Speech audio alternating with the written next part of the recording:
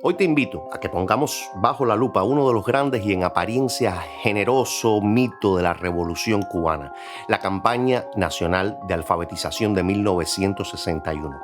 Para esto quiero que nos hagamos un par de preguntas. ¿Era Cuba ese país analfabeto que nos cuentan? Y la otra, luego de la campaña de alfabetización, Cuba se convirtió en ese eslogan de territorio libre de analfabetismo. Veremos todo esto en profundidad porque detrás de esa noble causa de alfabetizar a un pueblo hay mucha más historia y muchísimos intereses políticos. Esto fue un plan bien elaborado que tiene disímiles antecedentes históricos y lo que menos importaba era la lectura y la escritura. Ambas cosas serán un pretexto donde víctimas de la manipulación se convertirán luego en victimarios y la finalidad fue una clara implantación y permanencia en el poder. ErnestoMiami.com. Leer y escribir cambió el curso de la vida humana. De hecho, la historia comienza con aquellas marcas cuneiformes sobre una tabla de arcilla en tiempos de los sumerios. Hay pocas tecnologías que tengan la importancia de la escritura, porque la escritura nos permite guardar la memoria, nos permite comunicarnos a distancias, nos permite romper el esquema del tiempo. La escritura fue un gran salto. Hoy nos parece cotidiana, pero imaginemos un mundo sin escritura y luego un mundo donde la oralidad puede plasmarse. Qué gran cosa que unos trazos pequeños en un papel puedan permitirnos las palabras y transmitir las ideas. Hace unos meses, conversando con un amigo que vive en Cuba, me mencionaba que una de las pocas cosas positivas de la revolución había sido la famosa y mítica campaña de alfabetización. Mi respuesta fue un rotundo no, porque era un tema que llevaba meditando por un tiempo y era que detrás de esa bondad, de esa generosidad, se escondía el detonante de muchas otras calamidades. El detonante del adoctrinamiento, el mensajero ideológico, la semilla del desastre económico y, ¿por qué no?, la ruina de próximas guerras y desmembramientos de la sociedad y la cultura cubana. Pero bueno, ¿qué de malo tiene que un pueblo analfabeto, inculto y pobre, como ese que pregonaba Castro, aprenda a leer, aprenda a escribir? Por supuesto que no tiene nada de malo. Lo que debemos analizar es cuánto de verdad hay en ese mito y cuánto de ficción. ¡Cuba! ¡Fusil! ¡Cuba! ¡Abajo imperialismo!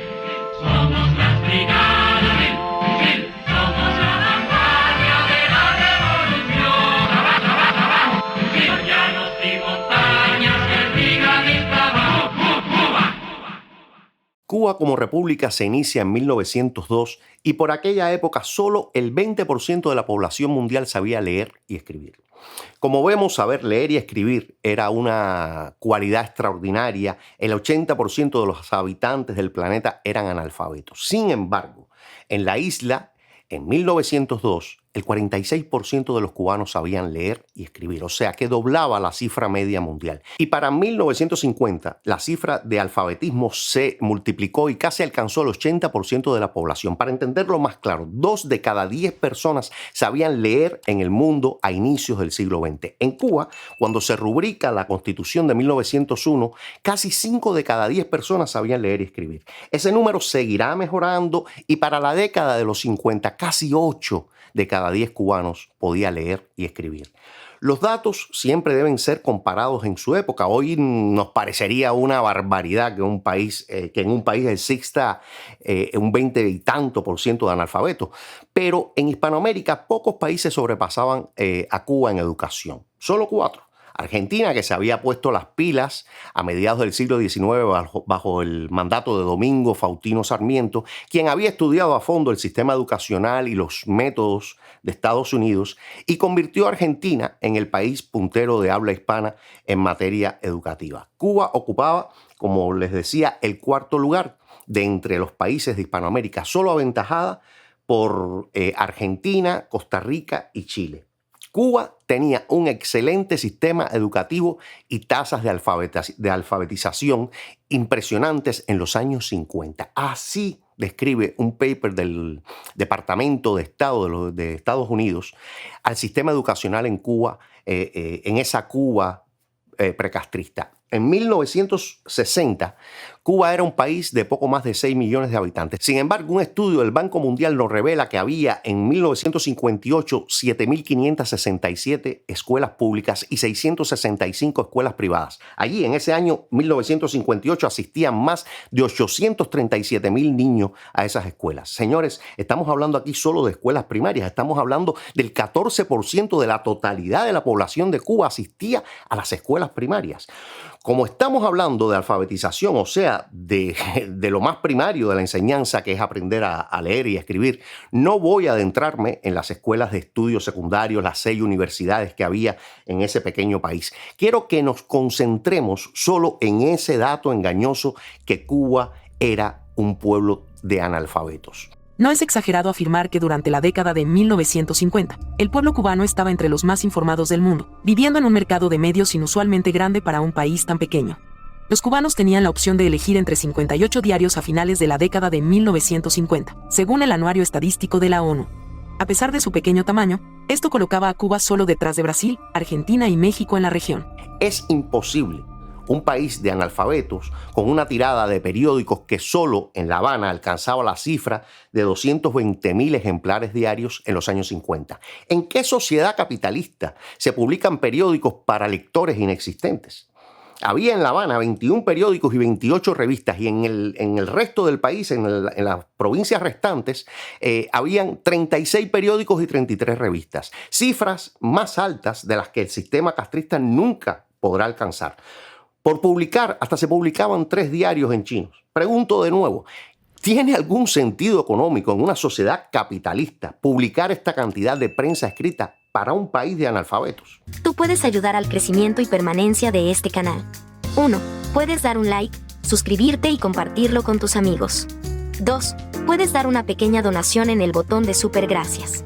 3. Puedes entrar en nuestra tienda y comprar algún producto que te guste. Muchísimas gracias por ser parte de esta experiencia. Pero ahí entra entonces el otro mito, que es el gran mito de la pobreza, un país lleno de pobres que no tenían acceso a las escuelas. El mito de la gratuidad revolucionaria. Lo que no cuentan es que en el título 5, artículo 48 de la Constitución de 1940, dice esto: La instrucción primaria es obligatoria para el menor en edad escolar, y su dispensación lo será para el Estado. Tanto esta enseñanza como la preprimaria y las vocaciones serán gratuitas cuando las imparta el Estado, la provincia o el municipio. Asimismo, lo será el material docente necesario. Será gratuita la segunda enseñanza elemental y toda enseñanza superior que imparta el Estado o los municipios. Así es, escuelas y material de estudio gratis. De hecho, el presupuesto anual del gobierno de la República subió en la década del 40 un 22%, y para 1955, en época de Batista, era de 74 millones de pesos, el equivalente a 860 millones de dólares actuales. En la República se invertía un porcentaje importante del Producto Nacional Bruto en educación. Pero además, en su afán por borrar el pasado, Castro crea ese imaginario de pobreza y analfabetismo, tratando de olvidar intencionalmente hablarnos de la alfabetización de 1956 organizada por la doctora Ana Echegoyen de Cañizares. Porque la doctora Echegoyen, con ese apellido vascuence, desencajaba y negaba el discurso oficialista de la República miserable, cubana, mulata, mujer nacida casi con la República, que con propio sacrificio llegó a ocupar la cátedra de metodología pedagógica en la Facultad de Educación de la Universidad de La Habana. ¡Wow! Esto no encaja con la narrativa comunista de extremo racismo, de extrema pobreza, de desigualdad que nos cuentan en las escuelas comunistas. Echegoyen, mujer, mulata y sobre todo brillante, una mujer que llegó a la cúspide de su profesión, investigadora, doctora en pedagogía, feminista. ¿Qué hizo esta maestra normalista? Pues hacerse la misma pregunta que en su momento seguramente se hiciera el presidente argentino Domingo Faustino Sarmiento. Preguntarse, ¿cómo es posible que el 95% de la población en 1940, en un país tan extenso y tan diverso como Estados Unidos, tuviera un porcentaje tan alto de alfabetización? Esto además sin un sistema educativo centralizado, sin ministerio de educación, etc. Pues, como corresponde, en 1941 la doctora Echegoyen viajó a Estados Unidos. Luego comenzó a modernizar el sistema de educación y la metodología de la enseñanza en Cuba, lo cual la llevaría unos años más tarde a ser especialista de educación para adultos de la Organización de las Naciones Unidas para la Educación, la Ciencia y la Cultura, conocida por UNESCO. En 1956, la doctora Ana Echegoyen de Cañizares, vinculada con varias asociaciones cívicas y organismos públicos y privados, como la Universidad de La Habana, la Federación de Escuelas Privadas, la UNESCO y el Bloque Cubano de Prensa, inició una campaña de alfabetización. La campaña fue desde marzo de 1956 a febrero del siguiente año. Si bien por falta de recursos no lograron las cifras que ellos se proponían, esta campaña demostró que se podrían mejorar la educación de un pueblo sin necesidad de paralizar el país.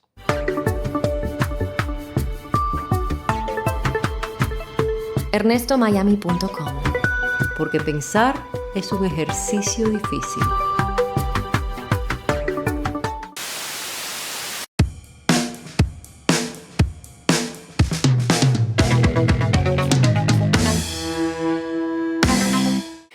¿Habían analfabetos en Cuba antes de 1959? Sí, por supuesto, un 23.6%. Pero ya vimos que en términos comparativos Cuba tenía los niveles más bajos de analfabetismo en la región, incluso muy por debajo de la media mundial, superando no solo a casi todos los países de Hispanoamérica, sino a muchos países europeos. Pero, ¿cuáles podrían ser las causas de ese 23% de analfabetismo? Durante los 50 años de la República, el foco principal, por supuesto, estaba en la economía. Sin embargo, los esfuerzos en la educación y en el sistema de salud no se dejaron de un lado. Recuerden siempre que estamos hablando de otra época. Eso no se puede olvidar. El primer presidente cubano, Tomás Estrada Palma, casi duplicó las aulas existentes y destinó el 25% del presupuesto gubernamental a la instrucción pública. El general Gerardo Machado, en los años 30, multiplicó las escuelas primarias, las escuelas industriales de varones, las escuelas normales de kindergarten y edificó varios nuevos edificios de educación superior en la Universidad de La Habana, entre ellas la Escuela de Ingenieros y la Escuela de Arquitectos. Además, en materia educativa también fue un artífice de la Escuela Técnica Industrial de Boyeros. Fulgencio Batista, en sus diferentes etapas dentro de la política cubana, también hizo sus avances en la educación. En los años 50 redujo el analfabetismo y destinó un 23% del Producto Interno Bruto a la educación, cifra que incluso era criticada por el Banco Mundial por ser escandalosamente elevada. Entre esos 57 años de república no estuvieron exentos de altibajos históricos, económicos, a nivel local y a nivel mundial. En esas décadas hubo varias crisis económicas, entre ellas el crack del 29, 2 guerras mundiales, fue el siglo del desmadre de los ismos, el comunismo, el fascismo, el nazismo, la Guerra Fría tras la victoria de los aliados en la Segunda Guerra Mundial. Fueron décadas donde en la política cubana se sucedieron alzamientos, intervenciones norteamericanas, una revolución en el 33. Fue una época de gran desajuste político en Cuba. Entre 1933 y 1940 pasaron 10 presidentes, hasta uno interino que duró apenas 6 horas. Y a todo esto no le faltaron movimientos armados, luchas clandestinas, etc. Aún así, con esa realidad, Cuba fue un país que prosperó y todo ese desarrollo con sus victorias y fracasos no fue subvencionado por ningún gobierno extranjero. Allí no se esperaba un barco de donación de comida o de petróleo. El país creció y se enriqueció por mérito y esfuerzos propios. Si usted vivió o ha visitado Cuba, mire a su alrededor. Casi todo aquello que alcanza la vista se construyó antes de 1959. Las casas, las calles, los hospitales, los parques, las avenidas, los edificios, el alcantarillado, las redes de gas y electricidad, los edificios, los puentes, los túneles, los ferrocarriles, los aeropuertos. Hasta la plaza cívica fue robada y bautizada a capricho y arbitrariamente como Plaza de la Revolución. Los comunistas no fueron capaces de construir ni sus propios símbolos. Casi todo, como digo, fue parte de un esfuerzo económico que condujo al país que fue y que poco a poco va desapareciendo ante nuestros ojos, mientras un grupo de delincuentes siguen aferrados al poder. En ese entorno hay que ver la historia cubana y la historia de su educación. No se pueden ver cifras a placer sin reparar que el país progresaba en casi todos los renglones, en lo económico, en lo social, en lo cultural. No hay que olvidar que Castro y su revolución, incluyendo la alfabetización, se hizo sobre los hombros de lo que se había construido durante la República. Para la movilización se usaron el transporte y las carreteras republicanas. En los repartos Caguama, Silva y Dupont, entre otros embaraderos, se albergaron y organizaron a los brigadistas con las riquezas que producían los centrales azucareros y la economía republicana. Se pagaría toda aquella campaña. Esa campaña alfabetizadora, la cual, por supuesto, analizaré más adelante, habría sido imposible sin la riqueza e infraestructura que existía en Cuba antes de 1959. Examinamos el PIB cubano a lo largo del tiempo y en el espacio. Descubrimos que Cuba fue alguna vez una próspera economía de ingresos medios. Antes de la revolución, los ingresos representaban entre el 50 y el 60% de los niveles europeos. Se encontraban entre los más altos de América Latina, alcanzando aproximadamente el 30% de los Estados Unidos. En términos relativos, Cuba era más rica antes. El ingreso per cápita durante la década de 1920 estuvo muy cerca de Europa Occidental y el sur de Estados Unidos. Después de la revolución, Cuba cayó en la distribución mundial de ingresos. Los niveles actuales de ingresos per cápita parecen estar por debajo de sus máximos prerevolucionarios. Cuba entra al siglo XX como república y no hay que olvidar que los años anteriores fueron años de guerra, de reconcentración, que los principales emigrantes llegados desde la antigua metrópolis española a Cuba eran principalmente gallegos, asturianos y canarios. La situación en el campo español y la precariedad económica y luego la guerra del 36 y la posguerra mueve a muchísimos campesinos ibéricos a buscar nuevos horizontes en las Américas, principalmente en Cuba, en Argentina y en Uruguay, donde la necesidad de mano de obra barata era deseada y era buscada. En medio de una tremenda expansión económica en la industria de la caña de azúcar en los primeros 30 años de la República, esa mano de obra necesaria llega mucha de ella desde España. En el caso del gallego, que es el que más he estudiado, el perfil de esos emigrantes era principalmente hombres muy, muy jóvenes, la mayoría entre 18 y 20 años, solteros, muchos de ellos analfabetos o con muy poca instrucción y procedentes de los campos de Galicia. Aquellos gallegos habían partido pobres y analfabetos y regresaban al terruño ricos e ilustrados. Cuba era el paraíso, señores. El lugar donde podían lograr sus sueños, romper la cadena hereditaria de la pobreza y el atraso. En la primera mitad del siglo XX, Cuba era el lugar donde encontrar trabajo, tener esperanzas y un nivel de vida digno para la mayoría. Esto no era fácil. Había que trabajar mucho y en condiciones duras. Pero la opción que dejaban atrás estos españoles eran los campos infinitamente mucho más pobres, mucho peor. Cuba además fue de entre los últimos países donde sobrevivió la esclavitud cuando se abolió el patronato, que era una una forma velada de esclavitud en 1886. Al nacer la joven república, el analfabetismo entre negros y mulatos era del 72%. A esto hay que sumar además que el analfabetismo fue un factor predominante del ejército mambí, a pesar de que en plena manigua se editaron manuales para enseñarlos a leer y a escribir. En la documentación histórica hay muchísimos documentos legales como actas, cédulas, nóminas, etcétera, donde muchos de los mambises ponían su huella o alguien escribía, no sabe firmar. Así, Cuba inicia el siglo XX con 57% de analfabetismo comparado con un 80% que era la media mundial.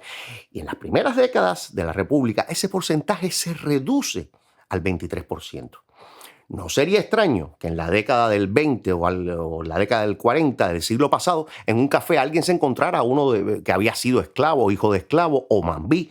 No era extraño, y cualquier abuelo o bisabuelo podría contarlo a las nuevas generaciones, que las familias eran muy numerosas. Había que trabajar desde muy temprano. Las familias pobres en todas partes del mundo lo hacían. Yo provengo de una de esas familias. Mis padres, mis tíos, mis abuelos, todos comenzaron desde muy niños o desde muy joven a trabajar. Era necesario, había que aportar a la economía familiar desde muy temprano. Trabajar a temprana edad era una práctica a nivel mundial en la época que nos ocupa. Los niños debían y participaban de la economía familiar. Ahora, en mi familia todos sabían escribir. Unos con mejor letra, otros eran incapaces de cometer una falta de ortografía. Toda mi familia cercana, nacida entre 1900 y 1942, sabían leer y sabían escribir. Bachiller, ninguno. Universitario, mucho menos. Pero no eran analfabetos. Aquellos niños y jóvenes tenían otra vida, otras responsabilidades y otras prioridades. Hoy, en las sociedades occidentales vemos con mucho recelo que los niños y jóvenes trabajen o cooperen con la economía familiar. Pero ¿cuál es la alternativa? Es más productivo verlos horas interminables frente a un juego. El problema es que a los ojos contemporáneos trabajar pasó de ser lo que era en el pasado una virtud a ser un castigo a nuestros ojos modernos.